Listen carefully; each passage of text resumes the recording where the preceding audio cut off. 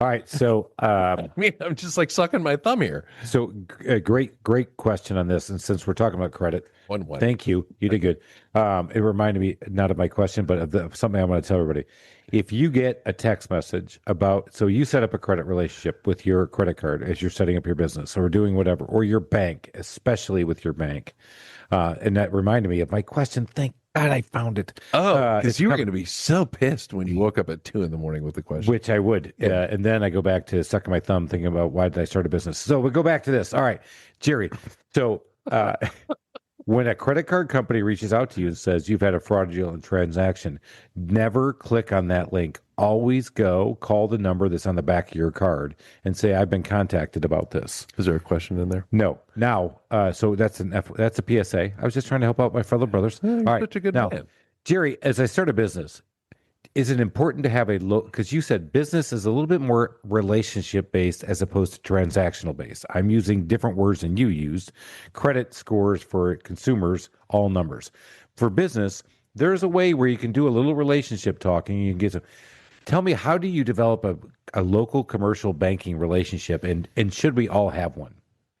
I do think it's great to have a good commercial banking relationship. It's not going to be the only, it's not going to be the only Really? type of. You were that worked up over that? I was, That's- because this is a very important question for me. for It you? is Oh, okay. important. Yeah, Thank it is you. important. Thank you, Jerry, for validating me. So, and close your ears, Jerry, because you're from Okay. Taylor University. Fuck you, Alan. Welcome to the Small Business Safari, where I help guide you to avoid those traps, pitfalls, and dangers that lurk when navigating the wild world of small business ownership. I'll share those gold nuggets of information and invite guests to help accelerate your ascent to that mountaintop of success. It's a jungle out there, and I want to help you traverse through the levels of owning your own business that can get you bogged down and distract you from hitting your own personal and professional goals. So strap in, adventure team, and let's take a ride through the safari and get you to the mountaintop.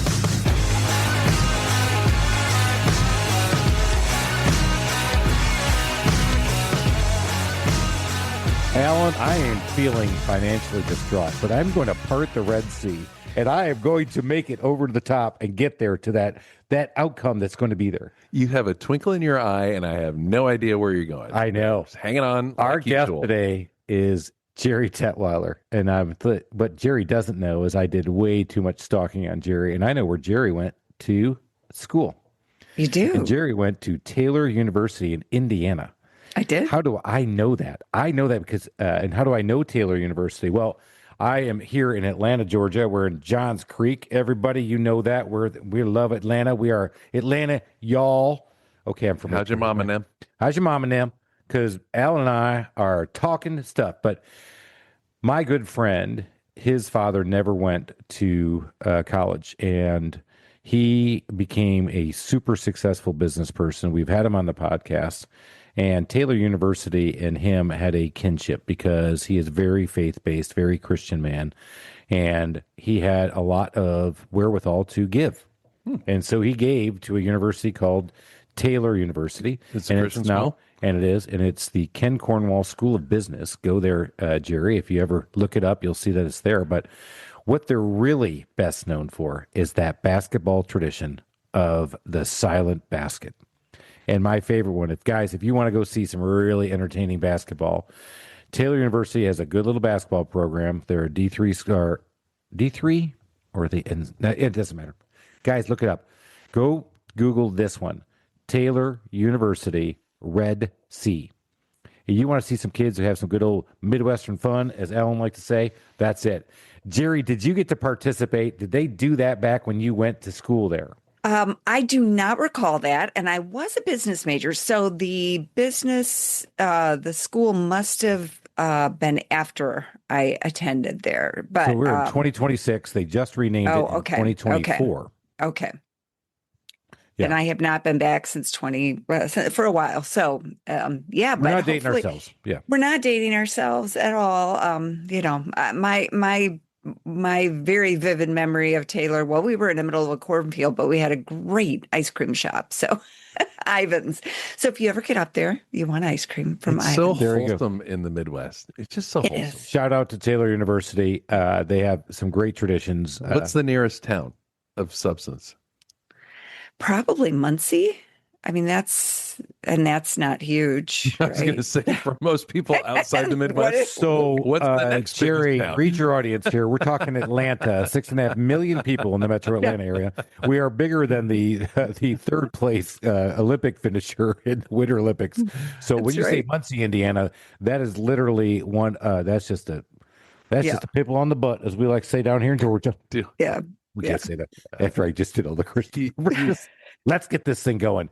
Gerri Detweiler, she is not only a noted author, she is a well-published author. She is voluminous. I mean, she's like J.K. Rowling. She I mean, just can't stop writing. she just keeps writing and writing and writing and writing and trying to help people get out of credit hell. I have a feeling we're going to hear a lot of mistakes that we've made today. Oh, so no, I did not invite my wife to this podcast. No, I did not. Thank you. I get plenty of that every day. Whereas my brother likes to call his wife his executive coach. There you go. I love that. I'm gonna use that. He goes, and every once in a while, my executive coach doesn't know when the mentee needs a little break. Isn't that awesome? Fantastic. I got Alan on the guttural laugh. He's Yeah. got him out. Gerri, thank you for joining us today to talk about credit and talk about all that. But let's talk about the journey before we talk about what you can do to help us all get out of financial hell. Save us, Jerry. Save us, Gerri. Save us all. Damnation. Take me through the sea. Get me to the other end. So how did you get in that wild world of credit, in that crazy world?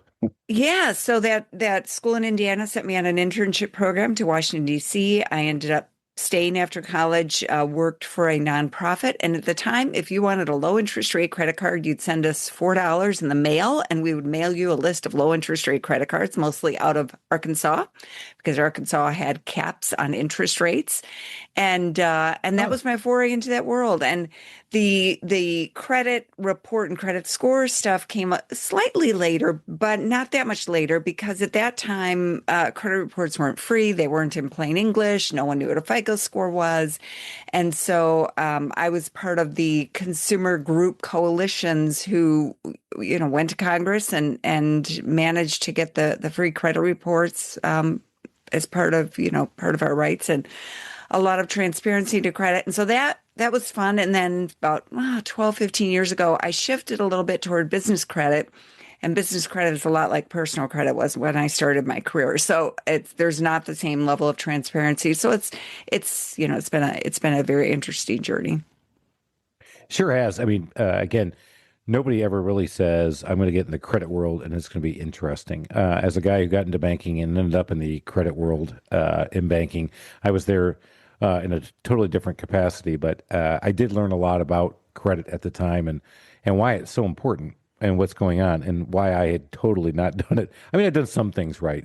I mean, the basics when you get out of school, I get it. But I'm just marveling at how she just casually mentions that she's basically changed the consumer protection landscape without drawing attention to herself, unlike, somebody else in the room. can't think of anybody else. Alan, did I mention where I was last weekend? Yeah. No, no.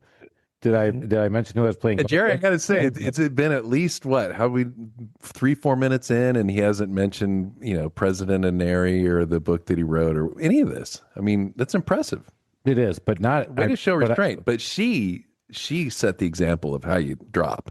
But let's just slid in there. Yeah, she did. She's subtle. She did subtle drops. Yeah. Those only just nicked the knees a little bit as she came down. So where was I going? We're talking about the credit. Yeah. So it's not a fascinating world, but it is when you understand that it's a foundation and it's a foundational success habit for a lot of us, personally and business wise. And that's where the thing, I think a lot of times we just don't take a step back to go, if I'm going to build a house, I got to put my foundation in. And the credit really is your foundation. So talk a little bit about building that foundation of credit. Yeah. So, I mean, these days I'm focused primarily on business credit, but as you well know, being entrepreneurs yourself, that you have to have personal credit and business credit. You can't exclusively focus on one or the other if you want to open up your opportunities and horizons. And so, one of the things that happens in the business credit world lately, I've seen a lot of this where some influencers will make it sound like if you just build business credit, you can get all the financing your business needs. You'll never have to give personal guarantees. You'll never have to worry about your personal credit.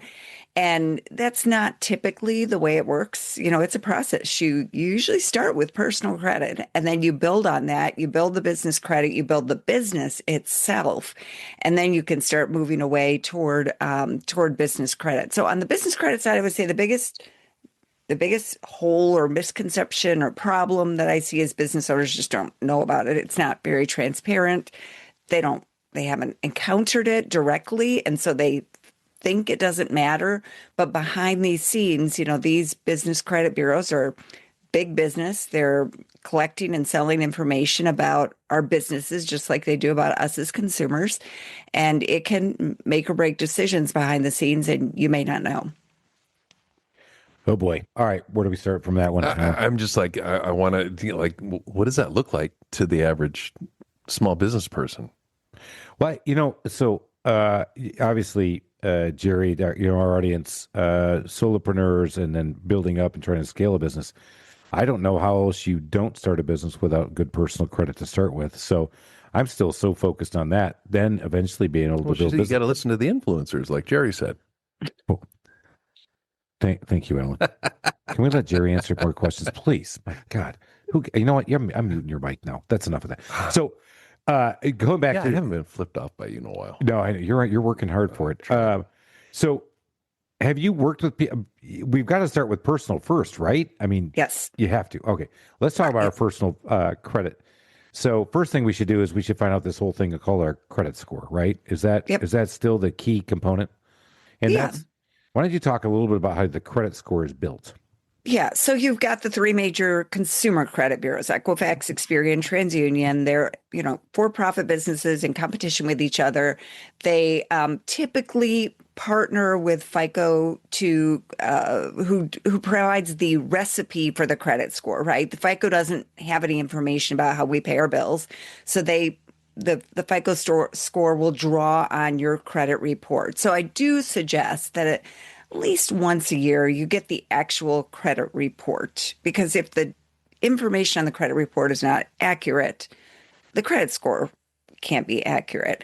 But then it gets into the FICO score, which, as you probably know from your banking background, there's not just one FICO score. So people will ask me all the time, well, what's my most accurate score? It depends. If you go into an auto dealer, first of all, they have a choice of three bureaus to get that score: Equifax, Experian, or TransUnion. That's their choice. And then they're probably going to use a score that is designed for an auto loan decision. So that's a FICO Auto, one of the versions of the FICO Auto scores. You apply for a credit card, and they're going to use probably a FICO bank card score, which is designed to make a decision about how likely you are to, default on a credit card. So they're a little bit different. That's why you can check your credit score right now, go over to the auto dealer, and they could pull a credit score that could be somewhat different. But it's the underlying information in the credit report that is used to create the credit score. So if you focus on that, and you focus on having a solid payment history, a variety of different accounts that you pay on time, and you don't let your balances on your credit cards creep too high, which is a big one for business owners. We should talk about that if we get a chance. We will. Then you probably will have a good score no matter which model or scoring, or which bureau is being used to pull the score. So I think that's a couple things as people go get a free credit score. You can get them. Gosh, you can get them almost anywhere now. If you have a credit card, they'll give you one for free. If you go to Experian, I just said Experian. It's a different story. It doesn't matter. One of the three credit stores, they'll give it to you for free. You can get the free credit. It's out there. freecreditreport.org. You can get there and find out where you are and where your baseline is. What is a good score? What is a score that's in the margin? And what's the score where you go, maybe I should start my business? Well, first of all, you can start a business even with bad credit. It just depends on how you go about it. But so don't let's not discourage everyone. On the credit score, typically every lender is different, but typically I'm saying aim for at least high 600s to get started. I mean, if you're in the 650 to 680 range, you're going to have some decent credit cards available, some decent loans. It's when you get higher that typically, at least on the consumer side, you're going to get better rates, larger credit lines, et cetera. So you're in the 700s, maybe even 800s. The FICO scores, most of them go up to 850. So you're aiming for that range. It's when you are in the mid to low 600s or lower, they go down to 300. That's when you really start to struggle with higher interest rates, more rejection, more predatory type lending. So it's a vicious circle at that point, right? It is a very vicious circle. Yeah. Great point, Alan. And but before we get into the vicious circle, I got to go. Why? Who? If you were there, Gerri, why did you not fix this? Why is it 300 to 850? That is so arbitrary. You couldn't pick 0 to 100 or give me 0 to 1,000. Gerri, could you have fixed that for me? I mean, what the I heck? did not work at FICO. Now, here's the story I told you. Here's the story I was told by someone who did work at FICO That's for not what many I heard. years. Gerri, I'm blaming you now. Okay. They said that they used like a 0 to 1,000 range, but there just wasn't that many consumers that fell in those other, from the 850 above to the 300 lower. So they just honed in on this range of 300 to 850 that was most representative of most consumers' scoring ranges. That's what I was told, You know what? I like that, but I think we just this reminds me of the adage of this one is that I went over to my friend's house and we had Christmas ham, and the ham was cut in 3/4 and 1/4, and it would come out. And I asked her the question. I'm like, why do you cut your ham in 3/4 and 1/4? And she goes, that's the way my grandmother always did it. I said, have you ever asked your grandmother why you did that? And she said, no, I didn't. I said, well, go back and ask your grandma. Grandma, why'd you do that? She goes, well, because my mom did. My mom's still alive. Yeah, my great grandma was still alive. Great, ask her. Great grandma, why'd you do this? Well, back in the day, the hams were so big and the ovens were so small, we had to cut them in 3/4 and 1/4, and that's how we get them to fit in there. So these guys, perfectly logical people, coming up with a perfectly logical answer that's still 100% asinine. And if I'd have told that story, you'd have cut me off on the first grandma. I would have. God, I know. See, I'm so patient. You are. Thank you. Anyway, all right. So 350 to 800. Now let's talk about this. When you're in that lower cycle, Alan talked about that. That is definitely a death circle, and I've seen so many people do that. And actually, I've seen 2 guys in my company now dig out of it while working at my company. And that's what I'm hoping to get on this podcast is because everybody knows, okay, you need to have a good credit score. You need to keep your balances low. You need to pay your bills, blah, blah, blah. But then you can't, or you get stuck, or, and I'd love to know some strategies on how do you get out of that? Yeah, and I don't want to underemphasize how the curveballs that life throws at people that end up ruining their credit, because sometimes it's just, well, just pay your bills on time. And then you get a medical bill that you thought insurance was going to cover it. It's $2,500 and you can't, you don't have the means to pay it, or you get a divorce, or you lose your job and you have trouble finding a job, et cetera, et cetera. So there's lots of reasons why people run into credit problems. The first thing I'd say is, a lot of times when people are in that situation, they think they need credit repair. My personal take is before the credit repair, you have to fix the problem. So usually that's fixing the financial issues that are going on, getting help with that debt, whether it's through a reputable counseling agency, whether it's through, some type of debt settlement, or even for some people, it's bankruptcy, but getting that bleeding stopped, right? So that's what you do first. And then you can start looking at the credit repair side. And interestingly, if you've had really bad credit problems like a bankruptcy, you may find it faster to start fixing your credit than someone who's just had a few, here and there problems, because you're kind of being compared to other people in that same, the FICO score segments people into groups, and they're called scorecards within a particular scoring model. And so you're being compared to other people in the same group as you. And so a couple things that can help. First of all, remember that the scoring models are typically weighted more heavily toward more recent information. So as those late payments and problems that you had in the past get older, they typically carry less weight in the scoring model. So that means just time is your friend here. So that's hopefully a little bit reassuring to someone in this situation. The other thing is that the other big one that will come up is the credit utilization, and that's just the balances on your credit cards compared to the credit limit. So you have $1,000 credit limit on your credit report. You have a $500 balance, you're 50% utilization.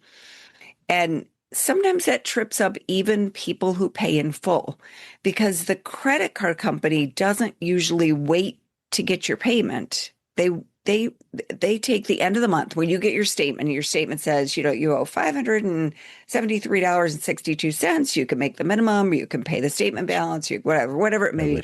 Right. That's okay. Sorry. 50,500. Nice. There you go. That's the business owner. You're inching into it. You're inching in there. Right. Keep going. And that's when they report the balance to the credit bureau, and that is what calculates the utilization. I just went back and double checked it on all my credit cards just to make sure I was still giving correct information. All of mine had the last statement balance as the last balance on my credit report. So sometimes in that situation, just paying a little bit early, going online, making your payment 5 days before the end of the billing cycle ends might lower that balance. Oh, that's great advice. Huge gold nugget. That is a huge gold nugget. If you're trying to get out and you have the means, you want to pay that off 5 days before, not wait that 30 days after to pay it off, or 29 days and 23 hours, as I'm doing with my credit cards and my business. Anyway, back to Gerri, please. Is going to Vegas a good strategy for lowering your debt? And not for me, but I can't say for you. Notice somebody here is paying attention to this answer. I plead the fifth. All right. That's great strategy there. You're right. To help yourself get out of this, you got to fix the problem. And what she's saying is start spending less than you're making, man. That's right. It's hard as shit, though. It's hard. I know. But then to dig yourself out, then you've got to start paying up, because what she mentioned was this debt utilization. But, because I've always told my kids, when you get a credit card, you pay it off every month. This is a debit card that you just pay off every month. That's what it is. And that's what we've been doing to help them build their own credit. But for most of us as entrepreneurs, we're going into it. I think one of the things, and I look back on this now, I did not check my FICO score. I did not check a credit score before I started. That being said, I'd been working at the bank and doing very well. I was good. I actually was up in the 805, so it was good at the time. That was then. 18 years later, don't ask me. Different. No, we're good. Is this why you're aware of the 300 threshold? So it's 350. But yes, but no, and I did not know bankruptcy is option. No, guys, no, come on. We'll still climb it. It's easy to get credit after a bankruptcy because you can't file bankruptcy for another 7 years or whatever it is. That's what a friend of mine went through. There's some truth. There can be some truth in that, but it's probably not going to be large limits. It's going to be more expensive, but there are lenders that target that. Yeah. But it'll fund my trip to Vegas. No, a friend of mine was going through a lot of, and it was, the interest rates went up and everything, and all of a sudden everything snowballed because he normally just kind of made his minimum payments.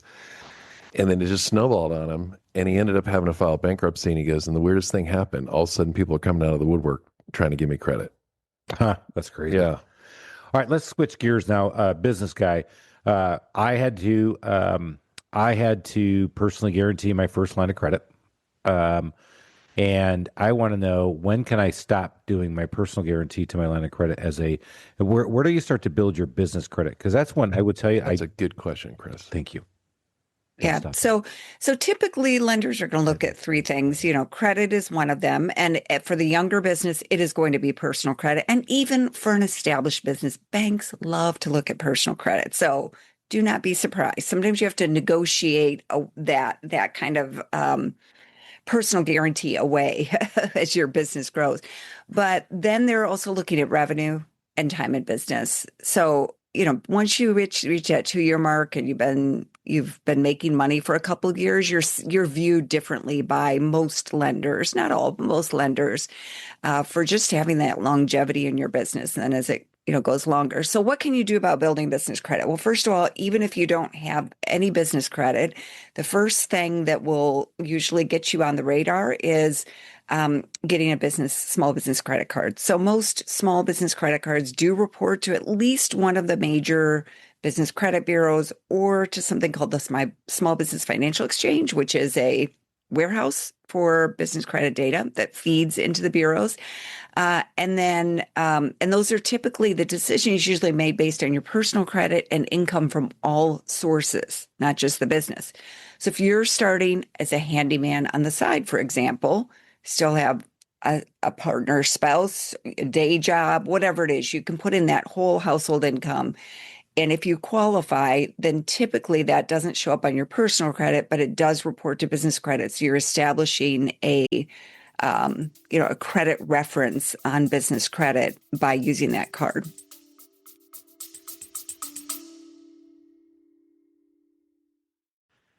Hiring the right people shouldn't feel overwhelming. At Smart Hire Solutions LLC, they take a smarter, more human approach to hiring. Smart Hire Solutions helps you get the right candidates, carefully vets, presents only the best fits for sales roles, lead technicians, key team members, in-home services, construction, and many more. No resume pile nightmares, no wasted time. Today's labor market is tough to navigate, and having the Smart Hire Solutions LLC team on board makes it smooth sailing. Founder Tina McKenna brings decades of real-world experience, not only in recruiting, but in marketing. She runs this thing like a business that's involved with you. Check out their fresh approach at yoursmarthire.com. That's yoursmarthire.com. Or connect with Tina McKenna on LinkedIn. That's Tina McKenna with Smart Hire Solutions, LLC, yoursmarthire.com. All right. Not that we're endorsing credit cards, but if you were telling a small business owner who's trying to go out there and get going, is there a credit card that you think, or three of them that you think that they should go apply for as a small business and put it on that one? Yeah, I mean, it's definitely going to be a personal decision because it's partly going to be based on your credit, your profile, which ones you're going to get. And it also depends on what you want in terms of the benefits that you may be able to get on the card. I mean, if you have strong credit, you could look at some really nice rewards credit cards for someone with with a good personal credit score. Two things I'll point out here. One is that with a business credit card, it typically doesn't show up on personal credit, but it does have a personal guarantee. So if you don't pay it back, they likely will try to collect from you personally if there's a debt and default. So understand that it's not just an easy free ride. Once your business gets, I got a call from one of my card issuers recently offering me a no personal guarantee, true corporate card. And they said it requires at least $5 million in annual revenue. So some of these are at the $2 to $5 million revenue range where you can truly start to move away from the personal guarantee. And then there are a few cards now that are you're sort of coming out of the fintech world where they will base the decision based on your business revenue and have no personal guarantee, but it's more based on the business financials, which they're going to look at very carefully in order to qualify your business. So those are just a couple of things to watch out for. And then one more. Let me get one more, and that is you giving cards to employees or to business partners. If I've had one thing I've seen over the years, it's business partners who break up and then one leaves another with a lot of debt. And so, yeah, it can be very pricey. Alan and I definitely have a personal penchant against partners, even though one is a partner and one is not a partner and at the table here right now. But that's another one that we had never heard of. We talk about some bad breakups. Actually, I just talked to a guy who just finished settling and getting his business and now is trying to grow his business. And that's never come up that the other guy ran up, or a person, whatever. Let's call it a guy because guys are bad. That the guy ran up the credit card debt and ran away. Wow. Oh my God. That was so you're not giving me a a small business safari credit card? You're not getting well, all right. So I'll tell you, I went for Amex, and Amex has been great for me over 18 years because I use that as employee cards as well underneath my umbrella. It's been able to help me manage things. They've done very good with the fraud prevention. It's just been great, and they've worked with me on months where look, I couldn't make a payment, but they worked with me on They're it. kind of worth the premium, aren't they? I think my opinion. I don't know what Gerri thinks, but sometimes that service really is worth it. The other one that I would tell you that some of my other friends really recommend is the Capital card, Credit One's Capital card. Capital One, probably Capital One Venture X or Capital One's Alec Baldwin's card. Spark. You just walk through the world and you just sling in your Capital One card. I don't know. Because I'm in business now and I don't have time to watch TV. Or, as he knows, I'm full of shit there. But I thought that was the, especially because we're coming to the March Madness time. I thought that was the Gambling card. No, it's that's the parlay card. That is the parlay card. No, the Capital ATM One credit card. Spark card. That's it. It's the Capital One Spark card. Very good. I've met some of those people. Very impressed with their programs. But as a small business owner, we're talking about building our credit. For a lot of us, when we go into it, if you're not funded and you try to bootstrap, I highly recommend don't do that. It doesn't happen. That's a recipe for disaster. Make sure you have the wherewithal, you have your assets, you have your kitty put together and over there. But you do need to have access to credit and doing that. And I think the credit card is an easy way to do it if you're paying it off every month. And that's the big issue. If you're paying it off every month. So, Gerri, let me ask you this. I'm sure there's somebody out there listening who's like, I made some bad decisions early on. I got in over my head. I'm trying now. I've got a business that's, the legs are wobbly, but they're kind of getting underneath me, but I'm in trouble. And, I'm one day away from this collapsing on me. What are some resources that they can use to try to figure out the best path forward?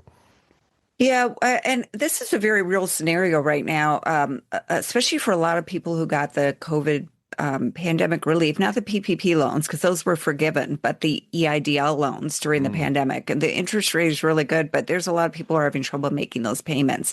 And the SBA had some programs that have now sort of ended for that. And that's a tough spot to be in, or any type of debt. I mean, you just talked about it recently on one of your episodes. Interest rates have gone up and debt's more expensive. So if you have a variable rate credit card, variable rate loan, line of credit, everything is more expensive. And if your revenue is kind of flat or declining, it may be hard to make those payments.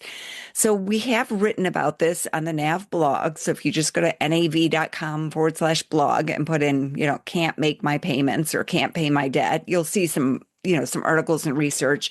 I just did a very extensive piece about the EIDL loan and what, and the SBA loans. If you can't make your SBA loan payment, what options do you have?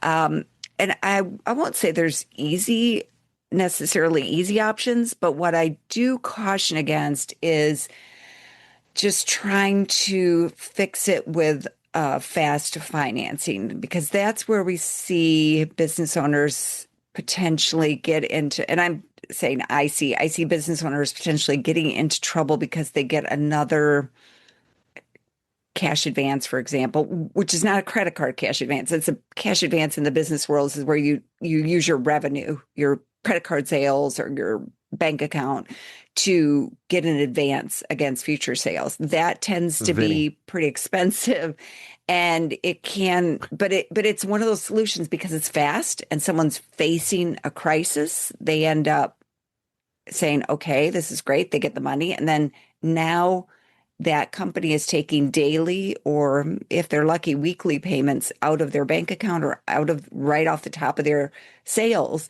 And then the cash flow is tough. So it can really be a spiral. So, getting some good advice, getting a business mentor, talking to your accounting professional, all those things, getting someone who can walk you through it. And I would say it's probably not going to be your partner or spouse who, is probably worried about whether you should even keep the business going or not. I think it's probably going to be someone who can give you more objective help to help you make that decision. The most sage advice we have heard in 4.5 years have never been spoken. Smarter words have never been spoken than what Gerri just said. Perhaps it's not your spouse, but it's definitely not also, it's not Vinny on the corner with the VIG, because that's where you got to watch out. So she did say fast money, but eyes wide open with fast money, guys. But is there like, Chris and I are both like, get stuff done on your own. We don't need the government. But is there are there government resources that are really helpful? Absolutely, in that yes. situation, if somebody's feeling okay. Well, there is the I'm small looking business. at you right now with one eye open. You're sure the government's here to help me, Gerri? Okay, go I'm ahead. the government. I'm here to help. Okay, do you guys know SBDCs, Small Business Development Centers? Yes. Yeah, and you're in Atlanta. You have a really good SBDC there. I've met with them, and they're sharp people.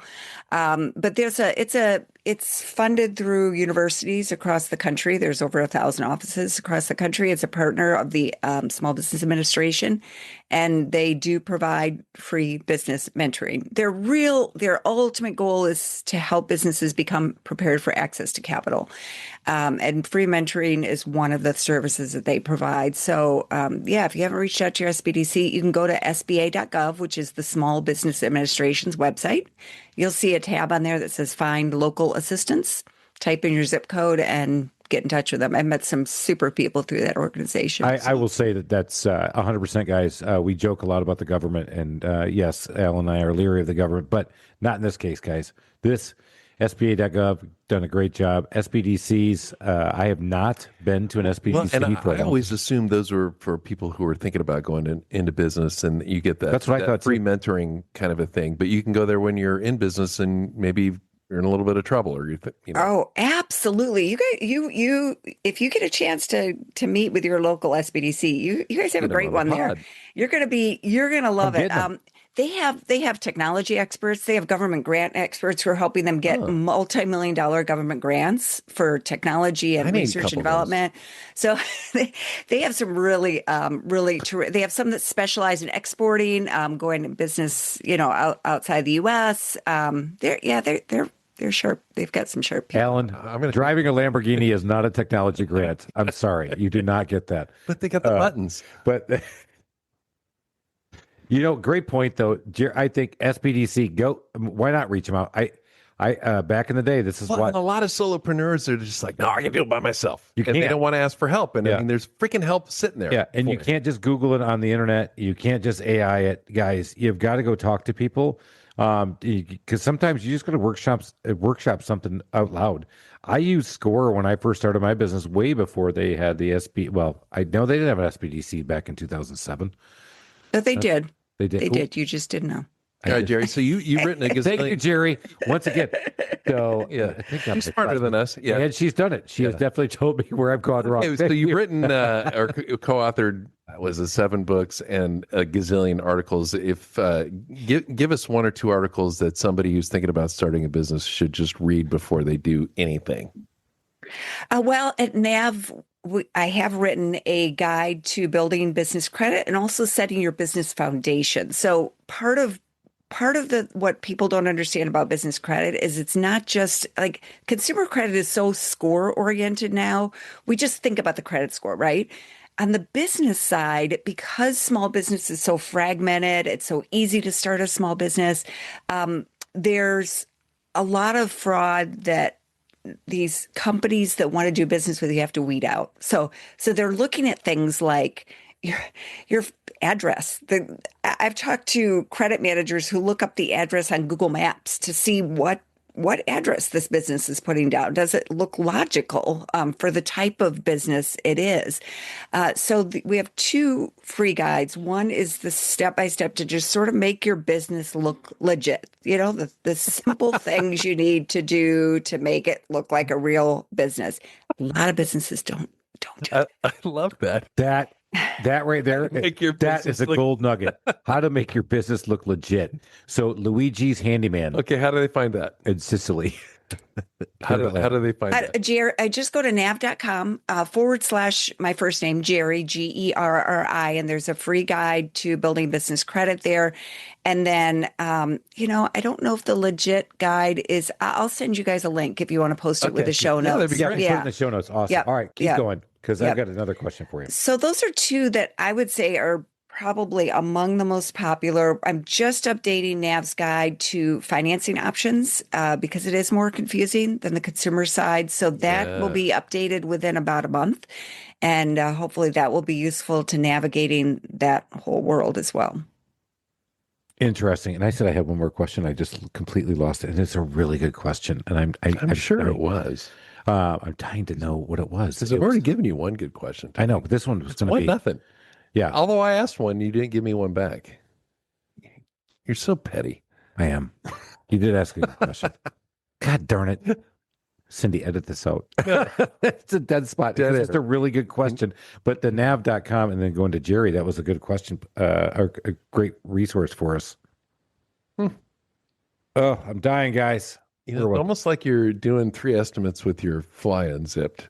So did I mention, if you didn't listen to last week's episode, everybody, last week I came flying in really hot and to do our podcast. And Gerri, I had to stop and go to the bathroom on my own podcast studio, aka the basement. And I realized my fly had been down since 12 o'clock that afternoon. So there we go, everybody. You're listening. Now, I want you to know, Gerri, he closed 2 out of 3 deals with his fly unzipped. The life of a business owner. Yeah. How am I doing?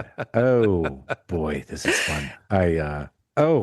God, what was the question? You're really stuck on that. I really am because it's something I really want to ask her too. It's really that important. Alan, ask a dumb question and I'll come back in a minute. Come on, we're running out of time. All right. What's the weather like in Sarasota today, Gerri? That's the wrong 80. question. Oh, It's always 80 in Sarasota. Jerry, why'd you move to Sarasota? Because you could. Were you from Indiana originally? Michigan. Oh, the mother country. Where on the map? Southwest. Kalamazoo. Grand Rapids. Yep. Oh, and that's Because where you're from Michigan, right, Alan? I went to school in Grand Rapids. Oh, you He's from did? Michigan, yeah. Okay. I grew up in Jackson. Jackson, right? That's this side, right? I'm in the middle, just Middle. below East Lansing, just below Michigan State. Okay. And my brother, the one with the executive coach, lives in Kalamazoo. Okay.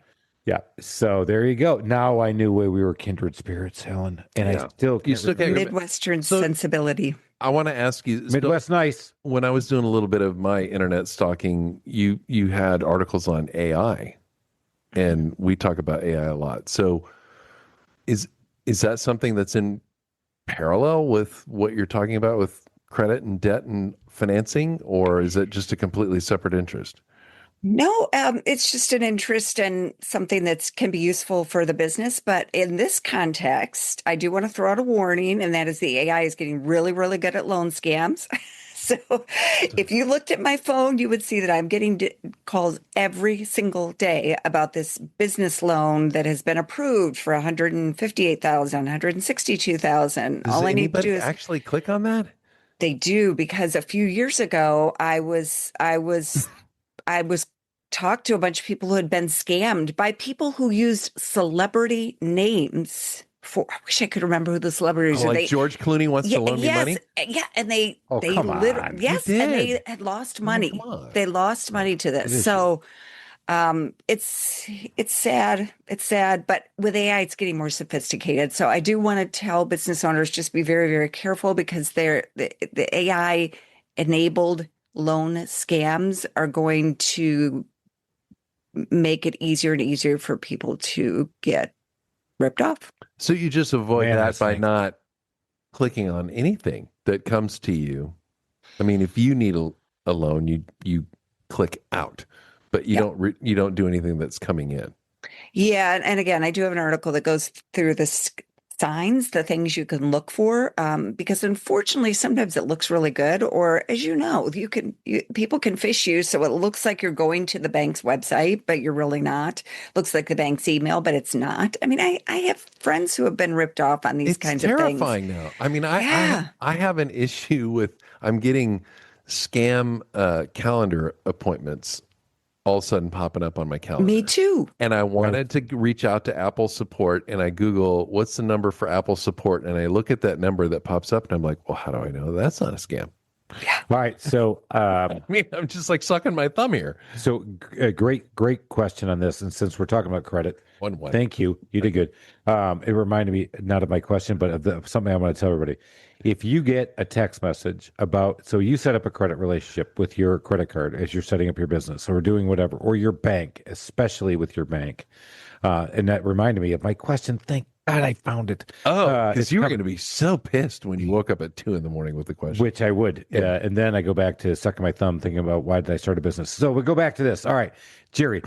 So when a credit card company reaches out to you and says you've had a fraudulent transaction, never click on that link. Always call the number that's on the back of your card and say, I've been contacted about this. Is there a question in there? No. Now, so that's that's a PSA. I was just trying to help out my fellow brothers. You're All right. such a good Now, man.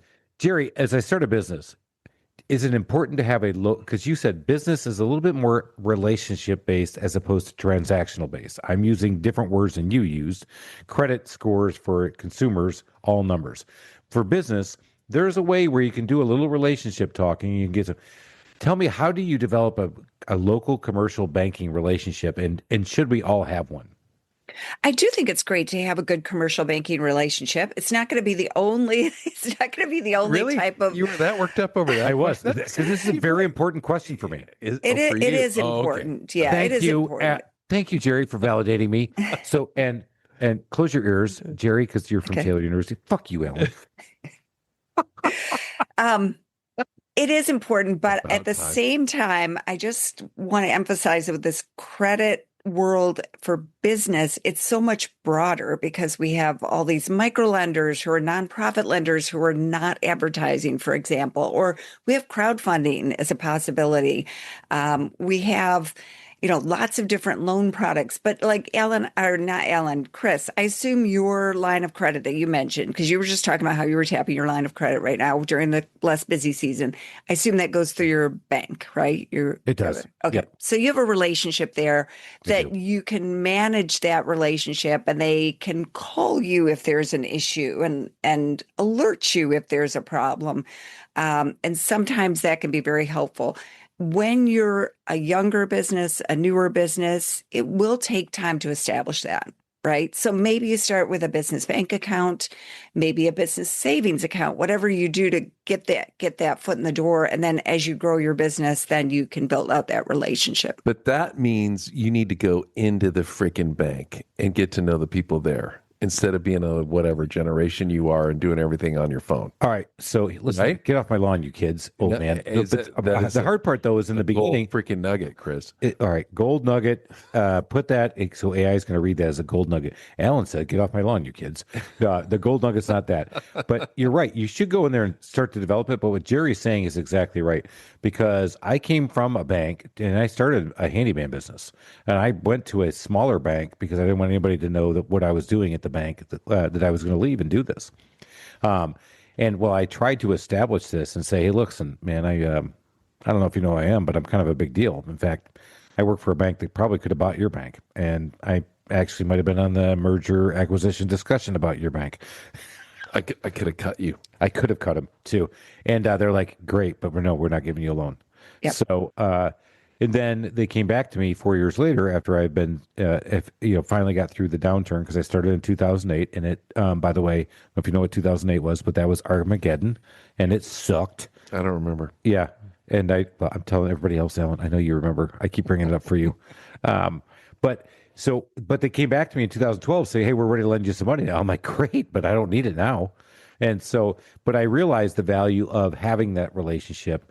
And so I'm actually with now a pretty large bank here in the Southeast, but I have a relationship. I have ways to talk. And when fraud has happened, they have stepped in and helped. And then when I've asked for a line of credit, which I am tapping during my slow time, they have made sure that it was there for me. So it is important to keep it up. But in the beginning, you can't expect them to give it to you, because they're not there to help you. They are the government in the beginning. It's hard, but don't give up. And so I would tell you, everybody, continue to go make those relationships happen. If you're in your 3, 4, 5, remember, all businesses that succeed can, after 5 years, where our success rate is much higher, but 1 out of every 10 makes it. So you got to be that one. You got to be that one. You can do it, but that's where you got to keep driving.